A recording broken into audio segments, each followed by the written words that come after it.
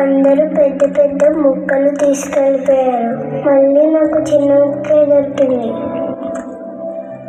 Uncle, మాలాంటి పేద పిల్లలకి రోజు తినడానికి ఏదొకటి పెడుతున్నారు కదా, మా కడుపు నింపుతున్నందుకు థ్యాంక్స్ అంకుల్. దున్నపోతులాగా పెద్ద పెద్ద ముక్కలు పట్టుకెళ్ళినా కనీసం ఒక్కడు కూడా థ్యాంక్స్ చెప్పలేదే. చిన్న ముక్క దొరికిన అమ్మాయి థ్యాంక్స్ చెప్తుంది. ఇది నిజంగా ఆమె మనసేనా? ఏమో చూద్దాం.